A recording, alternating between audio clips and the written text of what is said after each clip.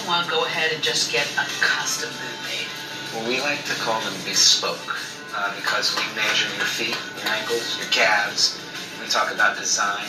You pick out the leathers. You actually get to touch the leathers. The sky's the limit. Yeah, and it actually becomes something very personal. And when you get something like this, you get what you pay for. You actually are getting a boot made the way they used to make them.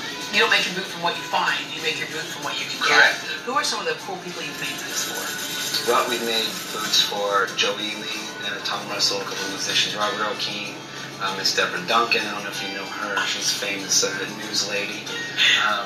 We've made boots for some politicians.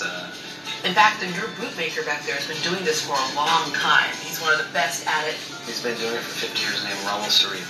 He used to work for a famous bootmaker named Paul Bond in Nogales, Arizona. From the time he was 16 years old until Paul Bond passed away. He made boots for Steve McQueen, John Wayne, Roy Rogers, Pamela Anderson. Take us through the process, because this is not like something you order your custom boots on Monday and you pick them up the next Monday. That's correct. Currently we're about 5 months out. In a factory-style boot, everything's cranked out quickly in sort of a assembly line deal. The way we do it, we've got a team of three, myself, Raul, and Javier, and everybody kind of does a part. But it's got to be hand-done, hand-fitted, hand-measured. We don't have engineered pieces clicked out from a computer or stitched pattern. Because it has to fit each foot. A lady, we just made a pair of boots, had 6 toes on one foot. Raul told me a story about Roy Rogers. Apparently, when he was younger, a wagon rolled over his foot, and so one of his feet was smaller than the other, and they made inside the boot where you couldn't tell the difference, so it looked like he had 2 pairs of the same size boots. The only thing here at Republic Boot that limits you is your imagination.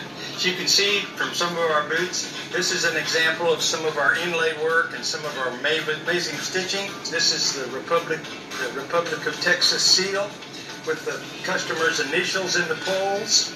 This is a boot that we did in commemoration of the 50th year of landing on the moon. This is the Apollo 11 seal. And then on the back, we did the inlay with NASA. And then in addition to boots here, if you have something you want to have hand-tooled, we do belts and all sorts of different... This is a guitar strap that I made, and this is the old Western tooling. This is a craft that I personally am trying to keep alive, but and something that I cherish doing the old traditional leather tooling patterns. There are hundreds of steps to go through before boots are on someone's feet.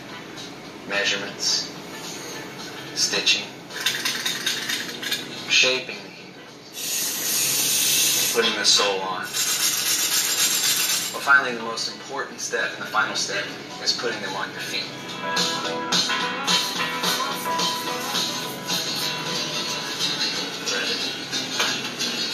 And 5 months later, let's see if they fit. I feel like a real cowgirl now. There's only one more thing to do, and that's break them in. Meaning I got to get some real dirt and some other stuff in that dirt on my boots. Thank you very much, sir. No problem, thank you.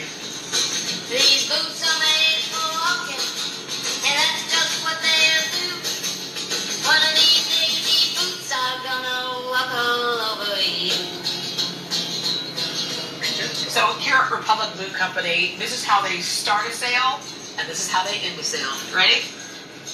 Cheers. Here's the new boots. Cheers.